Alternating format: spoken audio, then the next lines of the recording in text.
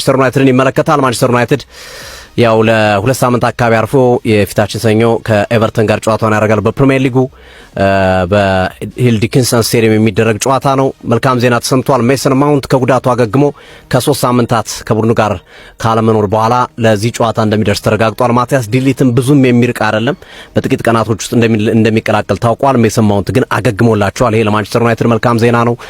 እየፈጸሙ ያሉት አስደናቂ ገድል ነው። 4 ተከታታይ ጨዋታ አሸንፈዋል። 5ኛው ላይ አቻውተዋል። 5 ተከታታይ ጨዋታ ያለ ሽንፈት እየተጓዙ ነው። ይህንን ለማስቀጠል እንደ ሜሰን ማውንት አይነት ተጫዋች ስኳድን ዴፕዝን በመጨመር ረገድ ትልቅ ሚና ስለሚኖረው እሱ በትልቁ እየተነሳ ነው። ሌላው ሃሪ ማጉዌርን የተመለከተ መረጃ ነው።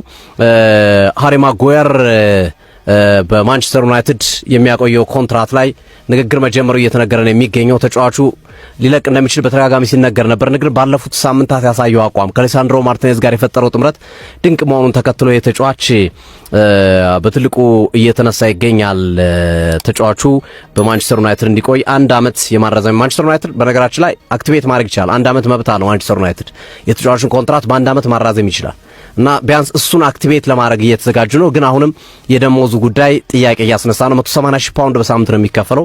ማንቸስተር ዩናይትድ ቀንስልን እያሉት ነው። ቢያንስ 120,000 ፓውንድ ይሁንልን የሚል ጥያቄ እያነሱ ነው የሚገኘው። ይሄ እንግዲህ በትልቁ ብዙዎች እየተወያዩበት ያለ ጉዳይ ነው። ምን ትላላችሁ? ሃሪ ማጉዌር በማንቸስተር ዩናይትድ መቀጠል አለበት? ሌላ ትልቅ ተከላካይ ቢመጣ አማራጭ ነው መቀጠል የሚችል ተጫዋች ነው ወይስ መውጣት አለበት ትላላችሁ? ማንቸስተር ዩናይትድ ደጋፊዎች እስኪ ሀሳብ ስጡበት። በዚህ ጉዳይ ላይ ግን ብዙዎች ንግግራቸውን እያደረጉ ነው የሚገኙት። የማንቸስተር ዩናይትድ አመራሮች ግን እንደ ትልቅ አድቫንቴጅ እያዩ ያሉት 1 ዓመት አክቲቬት ማድረግ ስለሚችሉ ውሉ ቢጠናቀቅም 1 ዓመት መብት ስላላቸው እሱን አክቲቬት አድርገው 1 ዓመቷ እንዲቆይ በማድረግ ቢያንስ ሚኒመም ውሳኔ ለመወሰን መሸጋገሪያ እንዲሆናቸው ሌላ ተጫዋች አመቶ እስኪላመድ ድረስ፣ ካልሆነ ግን 2 ዓመት ተጨማሪ ኮንትራት ሰጥተው ደሞዙን ወደ 120,000 ፓውንድ ዝቅ የማድረግ እቅድ እንዳላቸው የመረጃ ምንጮች እየጠቀሱ ይገኛሉ ማለት ነው። እሱ ነገር እንግዲህ በስፋት እየተነሳ ይገኛል። ምን ይሆናል አብረን የምንመለከተው ነው የሚሆነው። ሃሪ ማጉዌር ባለፉት ዓመታት በትልቁ ሲተች ስሙ ሲነሳ የነበረ ተጫዋቹ ማንቸስተር ዩናይትድ 80 ሚሊዮን ፓውንድ ወጥቶበት ጠብ የሚል ነገር አላየንም። ሪዮ ፈርዲናንድ ነማንያ ቪዲሽን በተመለከትንበት አይናችንን ንክበትን በተመለከትንበት አይን እንዲህ አይነት የወረደ ተከላካይ በዚህ ያህል ገንዘብ መምጣቱ በሚል በርካታ የማንቸስተር ዩናይትድ ደጋፊዎችም የቀድሞ ተጫዋቾችም ብዙ ጊዜ ሲተቹት የነበረ ተጫዋች እንደሆነ ይታወቃል። አሁንስ ያዋጣል?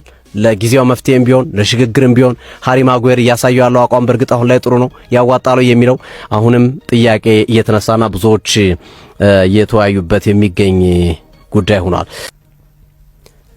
የትናንትናው ጨዋታ ቅድም ያልኩት አንዳንድ መጥፎ ነገሮች ለወግ ይሆናሉ ያልኩት የካላፊዮሪ መጎዳት ኢዜን 6 ቁጥርና በ8 ቁጥር ሚና እንዲጫወት አደረገው።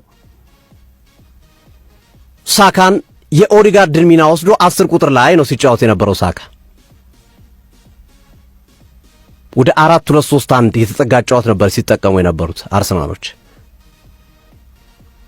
ሳካ ትናንት በነበረው እንቅስቃሴ ላይ ኳስ አይነጠቅም። ኳስ ከያዘ የሚሰጣቸው ኳሶች አኩሬሲያቸው በጣም የሚገርሙ ነበረ። ፊዚካሊቲው በጣም ድንቅ ነበረ። ኳስ ሲይዝ መጥቶ ብቻ ነው ተጫዋች መንጠቅ አይችልም። ኦዲጋርድ ላይ የሌለ ኳሊቲ ነው። የኳሊቲ ዳይሬክት ነበሩ ኳሶቹ። መሽከርከር፣ መዟዟር፣ ወደ ኋላ መመለስ ምናምን የለም። ወይ ለማዱኬ ወይ ለጋብሪኤል ጄሱስ ወይ ለማርቲኔሊ ነው ኳሶቹን ሲሰጣቸው ነበር። ዳይሬክት ናቸው። ወደ ማጥቃቱ ነው የሚሄዱት ኳሶቹ የሚፈሱት። አለበለዚያ ደግሞ ሹት ያረጋቸዋል። 45 ደቂቃ ነው የቆየ። ልብ በለው ሳካ። ይሄ ኳሊቲ መኖር የነበረበት ኦዲጋርድ ላይ ነው። ኦዲጋርድ ግን እነዚህ ኳሊቲዎች ካለፈው ዓመት ጀምሮ እየተሸረሸሩ እየወረዱ መጥተዋል። እየተሸረሸሩ መጥተዋል። እየወረዱ መጥተዋል። ማጋገኛቸው ካይ ሃቨርዝ ከጉዳት ሲመለስ ከኦዲጋርድ ኳሊቲ በተሻለ መንገድ መጫወት ጀመረ። ተጎዳባቸው ከሃቨርዝ። ትናንት ሳካ ሞከሩ ተዛ ቦታ ላይ ከኦዲጋርድ እንደሚሻል አዩ። ስለዚህ ይሄ አሁን ማርቲን ኦዲጋርድ ላይ ተጽዕኖ እንዲያይል ሊያደርግ የሚችል ነው። በጣም አሪፍ ግርምዬ።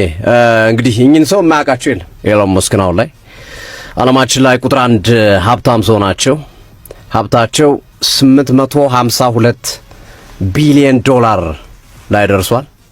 በጥቂት ጊዜያቶች ውስጥ በዓለም የመጀመሪያው በግለሰብ ደረጃ ትሪሊየን ብር ኑሮ አያውቅም። ትሪሊየነር የለም። የዓለማችን የመጀመሪያው ትሪሊየነር እንደሚሆነው የሚጠበቁ ሰው ናቸው። የቴስላ ባለቤት፣ የኤክስፔስ ባለቤት፣ በርካታ ትልልቅ ድርጅቶችን የሚመሩና ትልልቅ ተቋማትን የሚመሩ ታላቅ ሰው ናቸው። ኤሎን መስክ ማለት ናቸው። እኚህ ሰው የተወለዱት በነገራችን ላይ ደቡብ አፍሪካ ፕሪቶሪያ፣ ከዛ ወደ ካናዳ ሄደው እንደገና የአሜሪካ ዜግነትን 2002 ላይ አግኝተው የሚኖሩ ሰው ናቸው ኤሎን መስክና በጣም ትልቅ ፕሮፋይል ያላቸው ሰው፣ ትልቅ አቅም ያላቸው ሰው ናቸው ኤሎን መስክ። እንኳን ማንቸስተር ዩናይትድን ይቅርና ሀገር ልግዛ ቢሉ ሊገዙ የሚችሉ ናቸው። አንድ ሀገር ልግዛ ቢሉ መግዛት ይችላሉ፣ ያላቸው አቅም ማለት ነው። እና ምንም ጥያቄ በሌለው መንገድ ማርቲን ኦዲጋርድ ካልተሻሻለ እመኑኝ በክረምቱ አርሰናል ኦዲጋርድን ይለቀዋል። ይሄን ቃሌን ያዙ። በዚሁ የሚቀጥል ከሆነ ኦዲጋርድን አምበሉን አርሰናል ያሰናብቷል በክረምቱ። በሚቀጥሉ ጊዜያቶች ራሱን ካላሻሻለ ካላስተካከለ እንዳምናው በጉዳት በደካማ ብቃት ዘንድሮም ከጉዳትም ተመልሶ ራሱን ማሳየት አልቻለም። ወጣ ገባ ነው። አንዳንድ ጨዋታዎች ላይ በቃ የሆነ ጨዋታ ላይ የሆነ ነገር ያሳያል። ከዛ 15 ደቂቃ ተጫዋች ሆኗል። የመጀመሪያዎቹ 15-20 ደቂቃዎች ላይ ዶሚኔት ስታደርግ አብሮ ዶሚኔት ያደርጋል። ከዛ መከላከል እንኳን አይችልም። ኢቭን ኳሱን እንኳን ተቆጣጥሮ ለጓደኞቹ ለመስጠት እንኳን አይችልም። ፊዚካሊቲ አንሷል። ፊዚካል አቅሙ በጣም ወርዷል። የቴክኒክ ብቃቱ ወርዷል። ብዙ ጊዜ ፊት ካልሆንክ ኦቤስ ነው የእግር ኳስ ባህሪው ነው። እግር ኳስ ላይ ፊትነስህ ከወረደ የፈለገ አእምሮ የፈለገ ነገር ቢያስብ ታምር ለመስራት ቢፈልግ ሰውነት ካልታዘዘ አልታዘዘም ነው። ፊትነስ መሰረታዊ ነገር ነው። ኦዲጋርድ ላይ የምንመለከተው የአእምሮም ችግር ያለ ይመስለኛል። ሳይኮሎጂካል ችግር ያለ ይመስለኛል። ሰውነትም ላይ ችግር አለ። ፊዚካሊቲው ላይ የፊትነስ ችግር አለ። ሁለቱ ካልተጣመሩ ደግሞ እግር ኳስ ላይ ውጤታማ መሆን አይችልም። እና በዚህ ኳሊቲው በጣም ብዙ ተጫዋቾች እዚህ ቦታ ላይ ቢመጡ ይበልጡታል። ሳንድሮ ቶናሊ ቢመጣ አሽቶን የሚበልጠው ኬናን ይልዲዝ ቢመጣ እነሱን ተዋቸውን አርሰናል ቤት ውስጥ ያሉት እነ ካይ ሃቨርትዝ እነ ቡካዮ ሳካ እኮ በተሰጣቸው ሚና ምን አይነት ስራ እየሰሩ እንደሆነ እየተመለከትን ነው።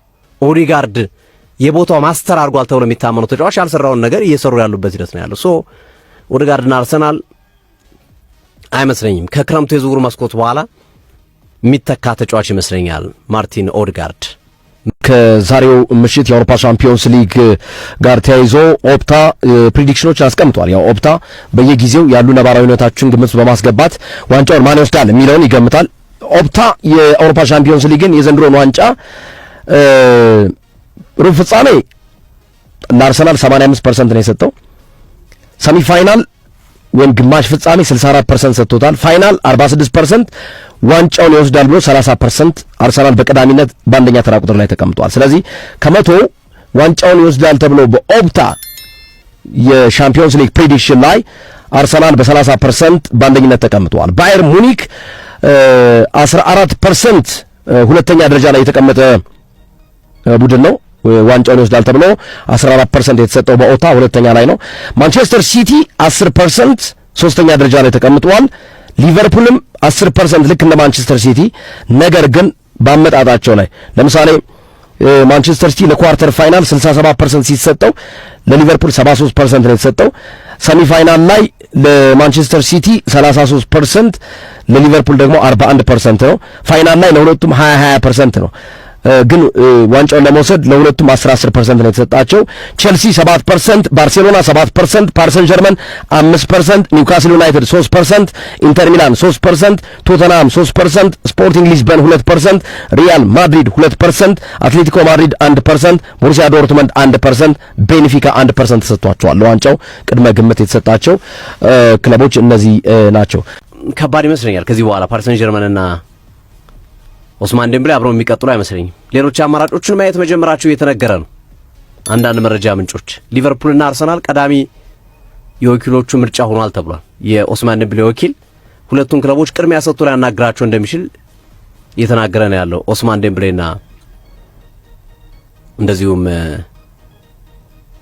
ሊቨርፑልም አርሰናልም ማለት ነው። አርሰናል እዛ ቦታ ላይ ሰው ይፈልጋል፣ ግልጽ ነው። ክረምት ላይ አንድ ተጫዋች ያስፈርማል። ማርቲኔሊ ትሮሳርድ የሚጫወቱበት ቦታ ላይ ከማርቲኔሊና ከትሮሳርድ አንዱን ሽጦ ትልቅ ተጫዋች ያመጣል። ሊቨርፑልም ዲዩስ ዲያስ ከወጣ በኋላ ምን እንደሆነ እያየ ነው። ሁለቱም እንዲህ አይነት ተጫዋች አግኝተው የሚመሩ አይደሉም። ሁለቱም ቦታ ላይ ሰው የላቸው ሁለቱም ክለቦች። ኢቨን ሲቲም በእርግጥ አሁን ሲቲ ላይ በጣም ከዋክብቶች በስተዋል የመስመር አጥቂዎች ሳቪኞን ከለቀቀ ሊያመጣ ይችላል የመስመር አጥቂ ግን ከሊቨርፑልና ከአርሰናል አንዱ ሊወስዶ እንደሚችል ግን ይገመታል እና ክለቡ የተጫዋቹ ወኪልም ከነዚህ ክለቦች ጋር ከወዲሁ ንግግር ሊጀምር እንደሚችል የመረጃ ምንጮች እየጠቆሙ ይገኛልና ጸቡ እንዲሁ በቀላሉ የሚበርድ አይመስልም። የዴምብሌና የሉዊስ ኤንሪኬ ጸብ በመለያየት ሊቋጭ እንደሚችል ከወደ ፈረንሳይ የወጡ ያሉ መረጃዎች እየጠቆሙ ነው። ግርሜ የኬንያው ፕሬዝዳንት ለአርሰናልና ማንቸስተር ዩናይትድ ደጋፊዎች የተለየ ስጦታ አበርክተዋል። የኬንያው ፕሬዝዳንት ዊሊያም ሩቶ የአርሰናል ደጋፊ መሆናቸው ይታወሳል። እኚህ ፕሬዝዳንት በሀገራችን እንደ ቡስትና እንደ አቢዩኤል ከፍተኛ ተከታይ ያላቸው የአርሰናልና የማንቸስተር ዩናይትድ ደጋፊዎችን እንዴት ነው የሚደግፉትን ክለብ እስካሁን በስቴዲየም ተገኝተው ያልተከታተሉት በማለት እንግሊዝ ሄደው ጨዋታ እንዲያዩ ሙሉ ወጪያቸውን ሸፍነው ስፖንሰር እንደሚያደርጓቸው ቃል ገቡ። ቀጠለና ዛሬ በርናርዶ ሲልቫ የሰጠው አስተያየት ደግሞ ሌላ የመነጋገሪያ ርዕስ ሆኗል። በደንብ የስነ ልቦና ጨዋታውን ጋርዲዮላ በአምበላቸው በኩል እየተጫወቱ ያለ ይመስላል። በርናርዶ ሲልቫ የቡድኑ አምበል ነው። ምንድነው ያለው? የአርሰናልና የሊቨርፑል የሲቲ ፉክክር የተለያየ ነው አለ። አርሰናልና ሊቨርፑል በጣም የተለያዩ ቡድኖች ናቸው አለ። አርሰናል ሊቨርፑል እኛ ፕራይም በነበርንበት ጊዜ የፕሪሚየር ሊግ ዋንጫ ነጥቆናል። ሊቨርፑል እኛ ፕራይም ታይም በነበርንበት ጊዜ ላይ ሻምፒዮንስ ሊግ ዋንጫ ነው ወስዷል። አርሰናል እነዚህም ማድረግ አልቻለም የሚል አስተያየቱን ነው የሰጠው። አርሰናል ይህንን መፈጸም አልቻለም የሚል አስተያየት ነው በርናርዶ ሲልቫ ያስቀመጡት። ተመልከቱ ምን አይነት ሳይኮሎጂካሊስት በስነ ልቦና ማጥቃት እንደፈለጉ ማለት ነው። ያ ማለት ምንድን ነው? አርሰናል ዋንጫ እንደው ምንድን ነው ያለው? እኔ በህይወት ዘመኔ አርሰናል ዋንጫ ሲወስድ አልተመለከትኩም ነው ያለው። በዘመኔ አላየሁም ነው ያለው። ኤፍኤ ካፕ እኮ እነሱን አሸንፎ ነው አርሰናሎች ዋንጫ የወሰዱት እኮ ከ5 ዓመት በፊት። ግን በቃ አርሰናል ትልቅ ዋንጫ ሲያነሳ አላየሁም፣ አላስተዋልኩም፣ ትልቅ ዋንጫ ሲያነሳ አላስታውስም የሚል እንድምታ ያለው አስተያየት ነው የሰጠው። የሚካኤል አርቴታ በእንደዚህ አይነት የስነ ልቦና ጨዋታ ጫና ውስጥ ይገባል፣ ችግር ውስጥ ይገባሉ። አብረን የምንመለከተው ይመስላል። ግን ዲስፕሬት ሆኗል ሲቲዎች። ይሄ ዋጋ ሊያስከፍላቸው ይችላል የሚል እምነት አለኝ። ከቡድኑ አቋም መዋዠቅ ከፍ ዝቅ ማለት በላይ ይሄ ዲስፕሬት መሆናቸው በርናርዶ ሲልቫ ዋንጫውን ፈልጎታል። የውድድር ዓመቱ የመጨረሻ ጊዜው ነው፣ በነጻ የለቃል በዓመቱ መጨረሻ። ጋርዲዮላም የመጨረሻ አሰልጣኝነት ዘመናቸው ነው በሲቲ ተብሎ ይታመናል። ይሄ ጊዜ ኢንዞ ማሬስካ ሊተኳቸው ነው። ስለዚህ የመጨረሻ የውድድር ዓመታቸውን ማሳመር፣ ማስተካከል፣ በዋንጫ መቋጨት ይፈልጋሉ። ያ ዴስፕሬት አድርጓቸዋል። በጣም ፈልገዋል። አንዳንዴ አንድ ነገር በጣም ከፈለግከው ላይሆን ይችላል። አንድ ነገር በጣም ካሰብከው በጣም ከበዛ ማለት ነው። መፈለግ ኖርማል ነው፣ ሰዋዊ ነው። ምንም ነገር ማሰብ መፈለግ። ግን ያንን ነገር የምትፈልገውን ነገር ማድረግ ያለብህ አንድ እርምጃ ለዛ መቅረብ ነው። የምትቀርበው በምንድን ነው? በስራ በውጤት ነው የምትቀርበው እንጂ ዴስፕሬት ስለሆንክ ብቻ በጣም የሆነ ነገር ስለፈለክ ብቻ አታገኘውም በህይወትም። ዋናው ዓላማ ምንድን ነው? የዘንድሮ ዓላማ የአርሰናል መቼም ደጋግመን ተነጋግረናል አይደለ? ሁላችሁም ታውቁታላችሁ። የዩናይትድም የአርሰናልም ደጋፊዎች ያውቁታል። አርቴታ ዘንድሮ ሻምፒዮን ካልሆነ ምን ይጠቅመዋል? ምን ይጠቅማል? የእርሱ መኖር ምን ይጠቅማል? የሁሉ ጥያቄ ይሄ ነው። መቆየቱ መኖር ሲቀርታ ለቃሉ በአርሰናል አሰልጣኝነት መቆየቱ መቀጠሉ ምን ይጠቅማል የሚሉ ውይይቶች ሰሞኑን ነበሩ። በአሰልጣኙ ላይ ያለውን ጫና በተመለከተ ትላንት ሰፊ ፕሮግራም ሰርቻለሁ። እዚሁ በዩቲዩብ ቻናል ላይ ማግኘት ትችላላችሁ። አርቴታ በ2020 ይሄ ኮቪድ ያደነቃቀፈው ሲዝን ላይ ኤፍኤ ካፕን ካሸነፈ በኋላ አንድ ዋንጫ ኤፍኤ ካፕን አገኘ ከተባለ በኋላ ተፎካካሪዎቹ ያገኙትን ዋንጫ ቁጥር ውስጥ ማንቸስተር ሲቲ 4 ጊዜ የፕሪሚየር ሊግ ሻምፒዮን ሆኗል። ቻምፒየንስ ሊግን አሸንፏል። ኤፍኤ ካፕን ደግሟል። ሊግ ካፕን ጨምሯል። ክለብ ዓለም ዋንጫን እና የአውሮፓ ሱፐር ካፕንም እንደዚሁ ወደ ኮሞዲኖ ሰብስቧል። ሊቨርፑል ሚኬል አርቴታ ያንን ኤፍኤ ካፕ ዋንጫ ካሸነፈ በኋላ የፕሪሚየር ሊግ ሻምፒዮን ሆኗል። ኤፍኤ ካፕ አሸንፏል። 2 ጊዜ ሊግ ካፕ፣ ካራባኦ ካፕን 2 ጊዜ አሸንፏል። ቼልሲ ቻምፒየንስ ሊግን አሸንፏል። 2 ጊዜ የክለብ ዓለም ዋንጫ ሻምፒዮን ሆኗል። የአውሮፓ ሱፐር ካፕንም ጨምሯል። የሳቦዝ ላይ ፍላጎት ምንድነው? አሁን ላይ ብዙ መረጃዎች እየወጡ ነው ያሉት። ያው የሃንጋሪ ብሔራዊ ቡድን አሰልጣኝ ጣሊያናዊ አሰልጣኝ ማርኮ ሮሲ እንግዲህ ስለ ተጫዋቹ ስለ ዶሚኒክ ሳቦዝ ላይ ፍላጎቱን ተናግረዋል። ማርኮ ሮሲ ማለት እንግዲህ በ2018 ዓ.ም የሃንጋሪ ብሔራዊ ቡድንን የተረከቡ ጣሊያናዊ አሰልጣኝ ናቸው። ይህ ማለት ዶሚኒክ ሳቦዝ ላይ ቆየት ብለው ያቁታል ማለት ነው። የዶሚኒክ ሳቦዝ ላይ ሐሳብ ወይም ደግሞ ፍላጎት ምንድነው የሚለውን ስንጠየቅ ከልጅነቱ ጀምሮ ወይም ደግሞ እሳቸው ከሚያውቁት ጊዜ አንስቶ ሪያል ማድሪድ ቤት ወደ ስፔኑ ኃያል መጫወት እንደሚፈልግ ተናግረው ነበረ። ከዛ ደግሞ ሳቦዝ ላይ ይሄ ነገር ስለ ዝውውር ሲነሳ አሁን ላይ ስለ ዝውውር ጉዳይ የምናወራበት ጊዜ አይደለም፣ የዝውውሩ ጊዜ ገና ነው፣ አሁን ገና የውድድሩ ዓመት አጋማሽ ላይ ነን ሲል ሐሳቡን ሰጥቷል። ይህ ነገር ያለ ምክንያት አይደለም የተነሳው። ከዚህ ቀደም እንደምታስታውሱት ሊቨርፑል ተጫዋች የነበረው አሌክዛንደር አርኖልድ እንደዚህ አይነት ኢሹዎች ከተነሱ በኋላ ነበረ እሱም ወደ ሪያል ማድሪድ ቤት ያቀነው። ከዛም ደግሞ ከሊቨርፑል ቤት መልቀቅ እንደሚፈልግ መጨረሻ ላይ የተናገረው ማለት ነው። ታዲያ ዶሚኒክ ሳቦዝ ላይ ወደ ስፔኑ ኃያል ክለብ ሪያል ማድሪድ ቤት በሚቀጥለው የዝውውር መስኮት ይሄድ ይሆን የሚለውን ደግሞ አብረን የምንመለከተው መረጃ ነው የሚሆነው። ሰዎች እንግዲህ የአውሮፓ ሻምፒዮንስ ሊግ የጥሎ ማለፍ ጨዋታዎች ወይም ደግሞ 16ቱን ለመቀላቀል ወደ ጥሎ ማለፉ ለመግባት የአውሮፓ ሻምፒዮንስ ሊግ ራውንድ ኦፍ 16 ለመግባት የሚደረግ የጥሎ ማለፍ ጨዋታ ዛሬ ይካሄዳል፣ ማለትም ማክሰኞ ማለት። በዚህ መሰረት ጋላታሳራይ ከዩቬንቱስ፣ ዶርትመንድ ከአትላንታ፣ ቤኔፊካ ከሪያል ማድሪድ፣ ሞናኮ ደግሞ ከፒኤስጂ ጋር የሚገናኙ ጨዋታውም እንግዲህ የጋላታሳራይና የዩቬንቱስ 2:45 ላይ፣ ሌሎቹ ሶስቱ ጨዋታዎች ደግሞ 5 ሰዓት ነው የሚሆኑ። ቀጣይ ሳምንት ደግሞ የመልስ ጨዋታዎች ይካሄዱና ከዛ በኋላ በድምር ውጤት በአግሪጌት ያሸነፈው ቡድን ወደ ራውንድ ኦፍ 16 የአውሮፓ ሻምፒዮንስ ሊግ ቀሪዎቹን 8 ክለቦች ይቀላቀላሉ ማለት። አጠቃላይ እዚህ 8 አሉ፣ ነገ 8 ጨዋታዎች አሉ፣ 16 ክለቦች አሉ። ራውንድ ኦፍ 16 ወይም ደግሞ ጥሎ ማለፉን ለመቀላቀል የሚጫወቱ እርስ በርስ እነዚህ 8 ክለቦች የሚያልፉ ይሆናል። ከነዚህ ዛሬ ከሚጫወቱ 8 ክለቦች 4 ያልፋሉ ማለት ነው። ከያንዳንዱ ጨዋታ ማንም ያልፍ ይመስላችኋል? እነዚህ ጨዋታዎች ግምት እስኪ ስለስተ መልክ ይመስላችኋል? ግምታችሁን ኮሜንት ያስቀምጡ። ሲቲዝንስ ሰበር መረጃ አለኝ። እንደምታዩት ማንቸስተር ሲቲ ክለባችን የኖቲንጋም ፎረስቱን 10 ቁጥር ለባሽ ጊብስ ዋይትን እንደሚፈልጉት ነው ማለት ነው መረጃዎች የሚያሳዩት። ይህ ዝውውር ፋሚሊ የሚፈጸመው በርናንዶ ሲልቫ ከሲቲ ቤት ሲለቅና በርናንዶ ሲልቫም እንደምታውቁት አሁን ኮንትራቱ እያለቀ ነው።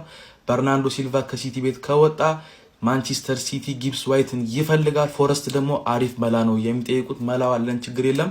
እኔ ግን ፋሚሊ ጊብስ ዋይት ወደኛ ቤት ከመጣ አሪፍ የሚጫወት ነው የሚመስለኝ። ሁላችንም የምናውቀው ጨዋች ነው። በጣም ጎበዝ ነው። ድሪብል ሲያደርግ፣ ፓስ ሲያደርግ፣ በቃ የሆነ ቻንስ ክሬት ሲያደርግ በጣም ጎበዝ ጨዋች ነው። እኔ ፋሚሊ የሚመጣ ከሆነ ጥሩ ነው ብዬ ነው የማስበው። እናንተ ምን ትላላችሁ? ሐሳባችሁን ኮሜንት ላይ አስቀምጡልኝ ፋሚሊ። ይመቻችሁ።